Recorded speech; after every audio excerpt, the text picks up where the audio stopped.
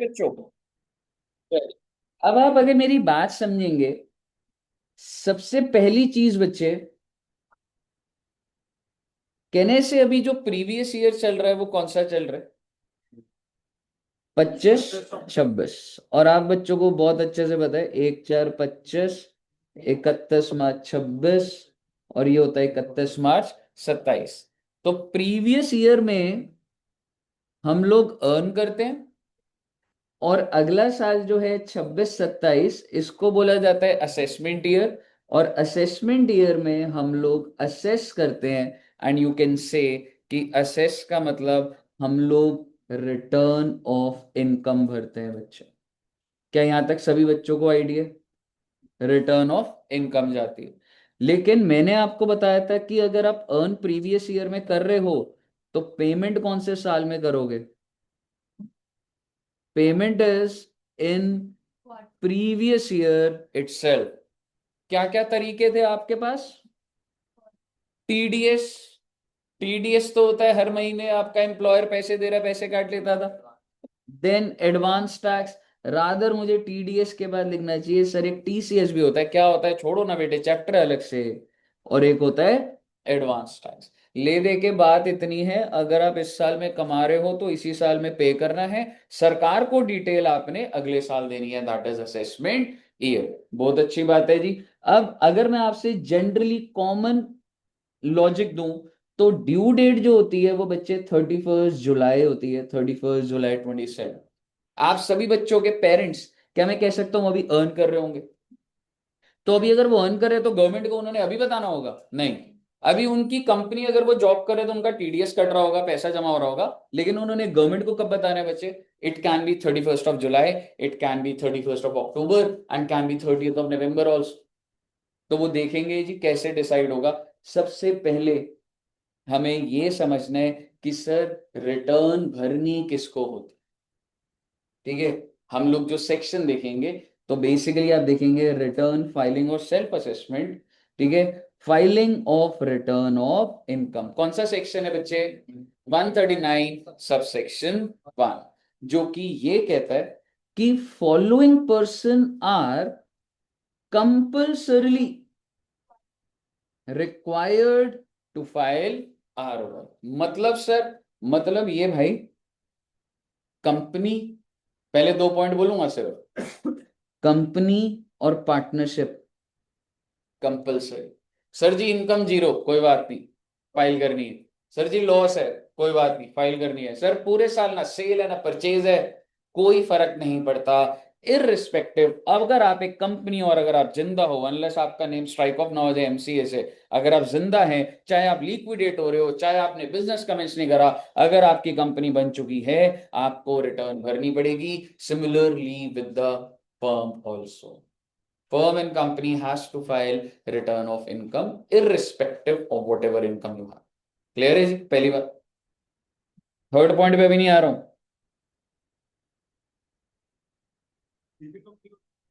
हाँ जी, एग्जैक्टली। ठीक है। अब आप देखिएगा, पॉइंट नंबर सी ही कराना है मैंने आपको।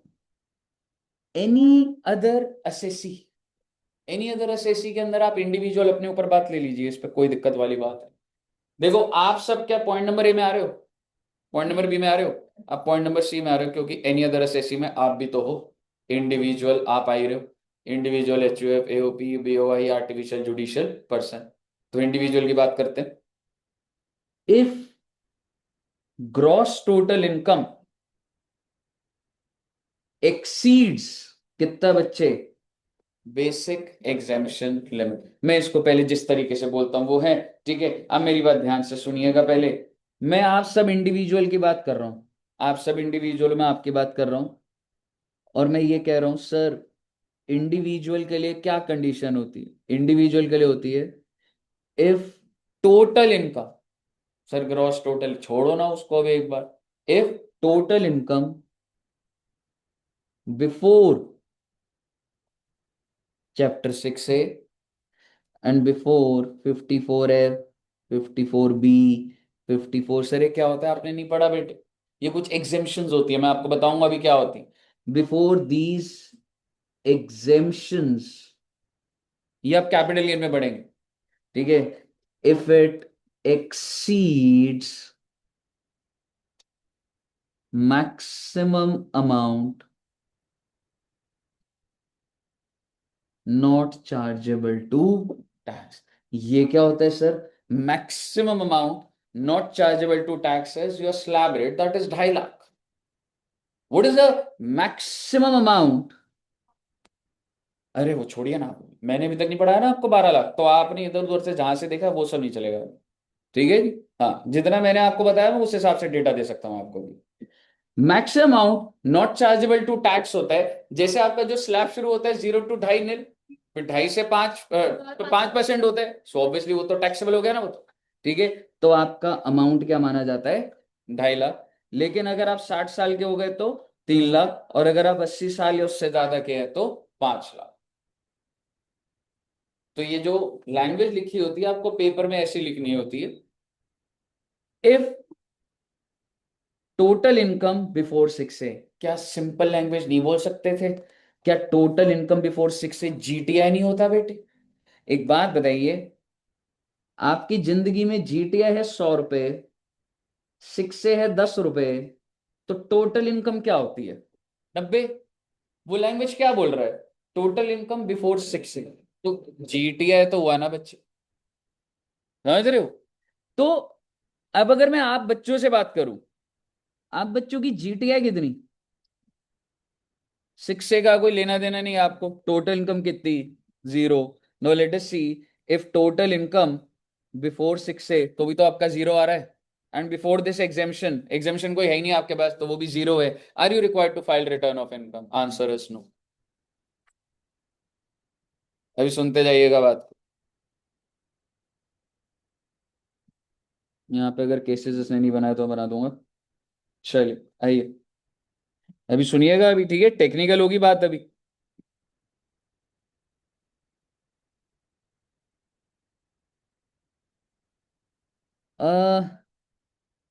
GTI is 2 lakhs। चलो जीटीआई की भी बाइफरकेशन डाल देते हैं। Salary 3 lakhs, house property 1 lakh, और कोई हेड अभी नहीं है। कैपिटल गेन अभी मैं नील लिख रहा हूं क्योंकि मैं कुछ भरूंगा इसमें।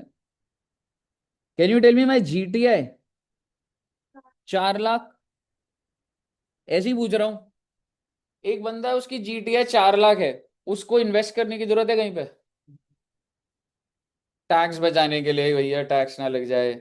4 लाख तक तो वैसे ही आपका नील होता है, तो ऐसे ही मैं इसलिए यहाँ पे लिख रहा हूँ सर उसने नहीं करा तो कोई दिक्कत वाली बात थोड़ी ना है। टोटल इनकम क्या आएगी? नील आ जाएगी। टैक्स कितना आएगा? नील। नाउ माय क्वेश्चन इज, क्या उसको आरओआई भरनी है? टैक्स नील का मतलब आरओआई नहीं भरनी?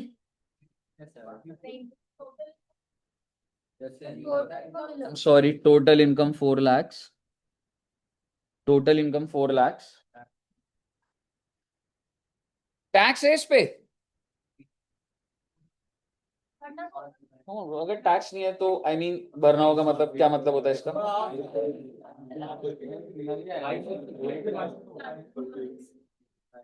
क्या कह रहे हैं आप? चलो आप छोड़ो सारी बातें, टोटल इनकम 4 लाख है, इस पे टैक्स निकाल दो आप।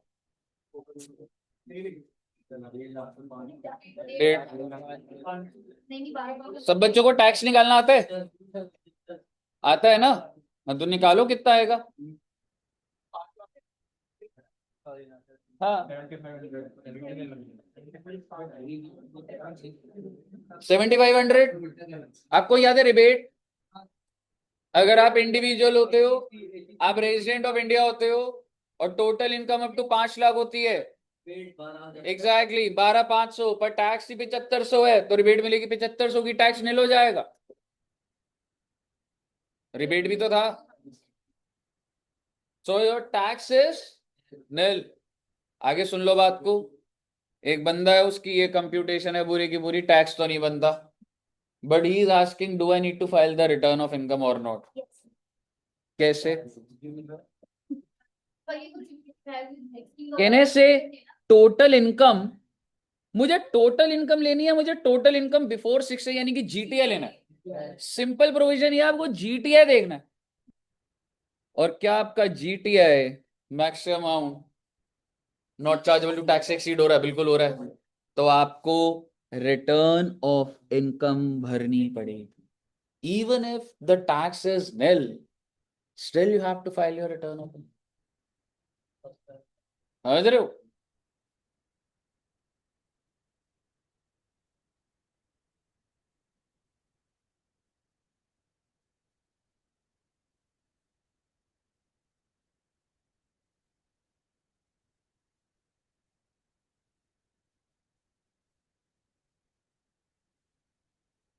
टैक्स आएगा बच्चे।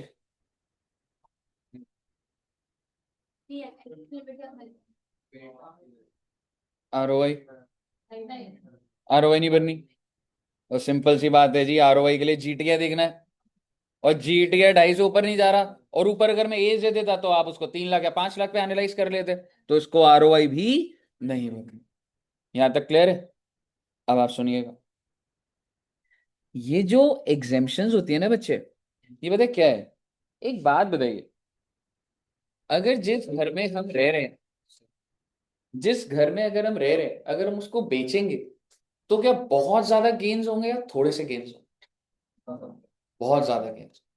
हो सकता है आपने 20 साल पहले घर खरीदा है 20 लाख का, और आज हो सकता है वो 2 करोड़ का हो। सिंपल रख लेते हैं 1 करोड़ हो गया हो।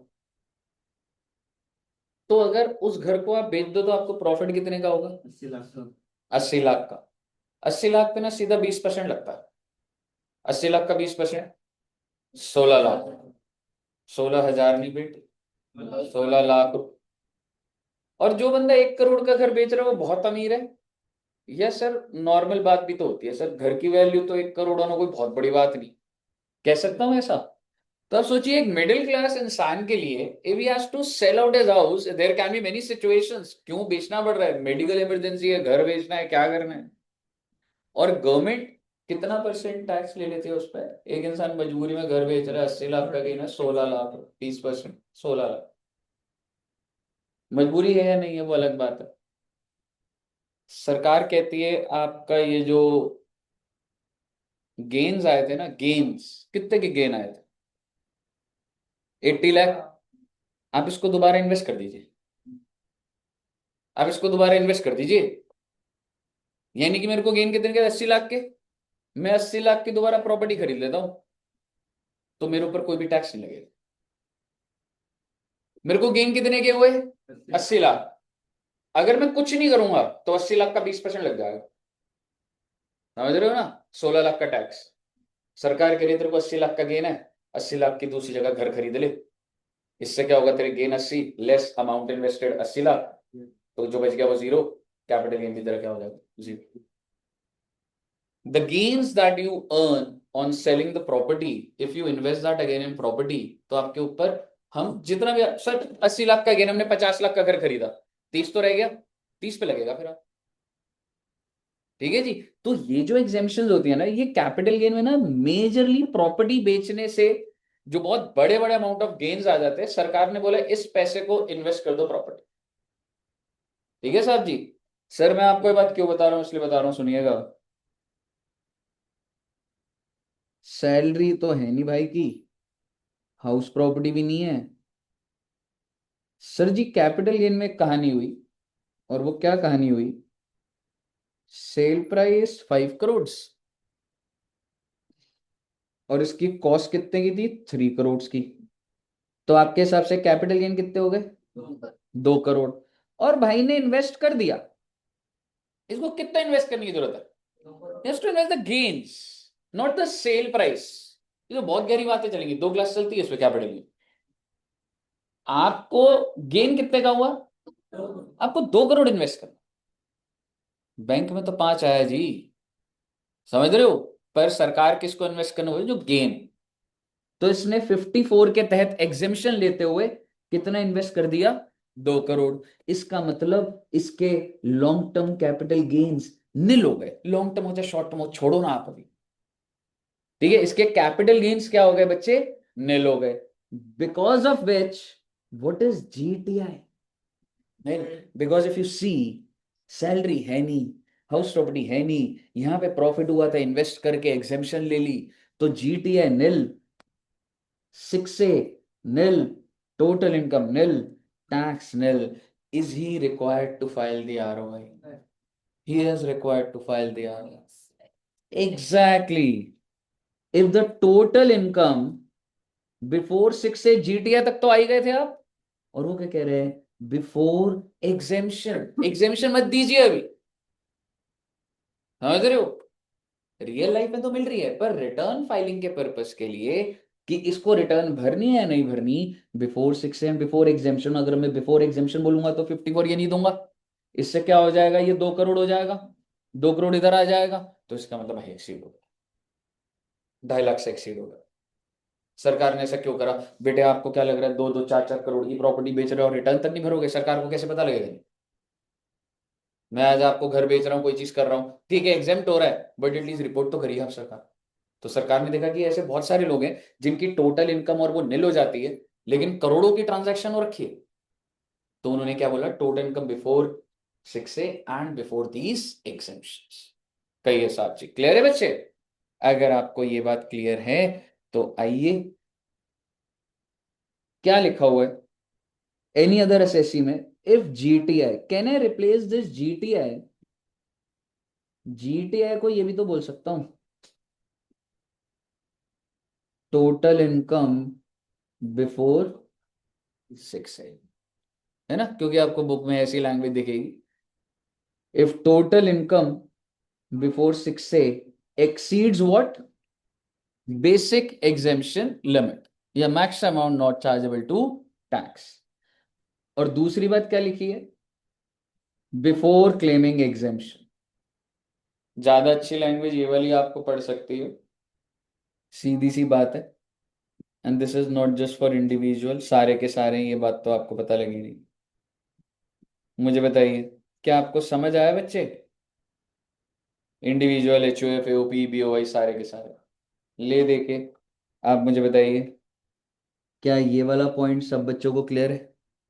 और उसका मैं फाइल भेज दूंगा, आप ये वाला एग्जाम्पल बना सकते हैं, इसमें आपको क्लैरिटी से आ जाएगा. एक छोटी सी बात बोलूंगा, एक छोटा सा एग्जाम्पल और बना लेते हैं. है जी, हाँ, अरे मैं भेज दूंगा अभी, क्लास खत्म होते भेज दूंगा, ठीक है. अच्छा एक बात बताइए, एक इंसान है mister A, 85 years, salary 2 lakhs, house property 1 lakh, capital gain 1 lakh, other source 50,000. Question है, is he required to file ROI. Exactly, his age is 85, तो 5 लाख की लिमिट पड़ जाएगी.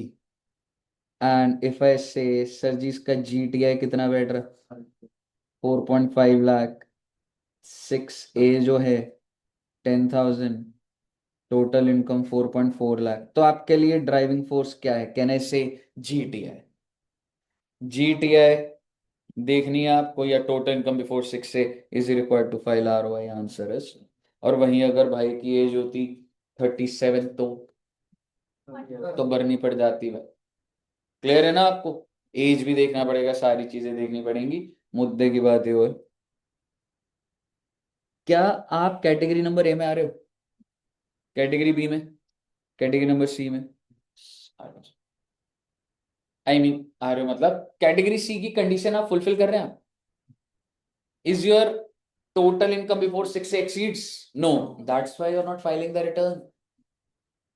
समझ रहे हो, आप रिटर्न इसलिए नहीं भर रहे. कहिए साहब जी, क्लियर है. आप में से कोई बच्चा जिसका bank account out of India हो, ओ माय गॉड, है कोई, anyone, anyone who is super rich, किसी बच्चे का नहीं है. मेरा नहीं है बच्चे, हाँ, पार्टीशन से पहले पाकिस्तान में हो सकता है हमारा वो अकाउंट। आप में से कोई बच्चा जिसने कोई एसेट खरीदा हो आउटसाइड इंडिया, यूएस में, ऑस्ट्रेलिया में, प्रॉपर्टी हो?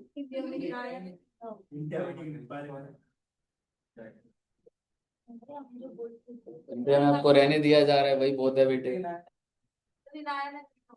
इना है नहीं। जैसे आपको रिटर्न नहीं भरनी ना इस कारण की वजह से, मेरे को भी रिटर्न नहीं भरनी बेटे। मेरी भी अभी तक जीटीए एक्सीड नहीं हो पा रही। बताओ। ठीक है, भारत देश ने देखा कि देर आर मेनी पीपल जिनको पॉइंट नंबर सी के हिसाब से रिटर्न तो नहीं भरनी, but they have a bank account in Australia, but they have a bank account outside India. और भारत देश के एनालिसिस ने फर्दर ये देखा कि ऑल्दो पॉइंट नंबर सी के हिसाब से उनको रिटर्न तो नहीं भरनी क्योंकि उतनी जीटीआई नहीं है, बट उनके नाम पे प्रॉपर्टी ले रखी है उन्होंने अपने नाम पे। क्या ऐसे लोगों को कंपल्सरीली बोला जाना चाहिए कि आप रिटर्न भरे या नहीं? यस। और ये ज्यादातर ये टैक्स हेवन बोला जाता है बच्चे। टैक्स हेवन समझते हो आप? टैक्स हेवन होता है कुछ कंट्रीज में टैक्स जीरो होता है। हाँ, हाँ, जैसे स्विट्जरलैंड। ठीक है, स्विस अकाउंट आपने सुने होंगे ना। ठीक है, बहुत सारे पॉलिटिशियंस, बहुत सारे लोगों का पैसा, उसको हवाला भी बोला जाता है। How it operates is not very easy. आप सोचो सर बता दो और मैं आपको बता दूं, ऐसा नहीं। बहुत क्रिटिकल, बहुत सारी कंपनीज बनानी पड़ती है, उन कंपनी को शेल कंपनीज बोला जाता है। शेल, जो कि रियलिटी में सिर्फ टैक्स एवेजन के लिए, कि आपको दिखेगा ही नहीं कितनी कंपनियां मैंने उससे सर्विस ली, इससे ली, तो ऐसा कुछ होता है। सरकार ने बोला अगर आप एक रेजिडेंट इंडिविजुअल है, आप सब रेजिडेंट इंडिविजुअल हो, और अगर आप आर ओ, सर ये आर क्या होता है सर? हाँ, कुछ बच्चों को पता होगा। बस मैं आपको जनरली बता दूं, जो पूरा टाइम इंडिया में ही रहते हैं, तो आप सभी आर ही हो, है ना? तो अगर आप रेजिडेंट हो, बिल्कुल आप सभी हो, अगर आप इंडिविजुअल हो, बल्कि आप सभी हो, और आप सभी क्या हो बेटे? हु इज, ध्यान से सुनिएगा ना, छोड़िए ना, मैं पढ़ूंगा। Has signing authority in any bank account outside India. क्या आपका कहीं पर signing authority in any bank है? नहीं है। पर अगर आपका होता तो आपको रिटर्न भरनी पड़ेगी कंपल्सरी, पहली बात। ठीक है, हाँ जी, इररिस्पेक्टिव ऑफ योर इनकम। हाँ जी, तो भी भरनी पड़ेगी। आगे सुनिएगा, अगर आप एक रेजिडेंट इंडिविजुअल आर है and you are a beneficial owner of any asset including financial interest located outside India। भाई साहब, अगर आप मालिक हो ना जो एसेट आउटसाइड इंडिया है, रिटर्न भर दो। सर रिटर्न भर के सरकार क्या चाहती है? सरकार बोलेगी भाई कौन सी कंट्री है, कौन सा एसेट है, कहां से पैसा आया, बता दो। If it is genuine, government को क्या प्रॉब्लम, कोई प्रॉब्लम, बता तो दो। बताइए, कहने का मतलब ये, a resident individual who is ROR, if is a beneficial owner of any asset which is located outside India, or he has a signing authority in any bank outside India, then he is required to file ROI। आगे सुन लीजिए, or if he is a beneficiary of any asset। What do you mean by beneficiary? Nominee। Nominee, जैसे कि suppose करो, मान लो मेरे पास एक asset है Australia में, और क्या होता है कि नॉमिनी या लीगल एयर होते हैं ना, कि अगर मेरे बाद वो प्रॉपर्टी किसकी होगी, तो मैंने नॉमिनी में नाम लिख दिया इनाया का, रुद्रांश का नाम। सो दे आर द बेनिफिशियल। ठीक है, नॉमिनी बोल लो, पेपर में बेनिफिशियरी ही लिखना। ठीक है, तो अगर आप बेनिफिशियरी भी हो, if you are a beneficiary of any asset that is located outside India, तो भी आपको रिटर्न भरनी पड़ेगी। यानी कि अगर मेरे पास एक ऑस्ट्रेलिया में घर है और उसके बेनिफिशियरी इनाया एंड रुद्रांश है, तो उनको भी रिटर्न भरनी पड़ेगी, because they are among those individual who are beneficiary of any asset located outside India. आगे सुनिएगा बात को। However, if income from such asset, वही एसेट जो मैंने ऑस्ट्रेलिया में लिया था, is already included income of beneficiary owner. भाई मैं अपनी इनकम में सरकार को बता तो रहा हूं।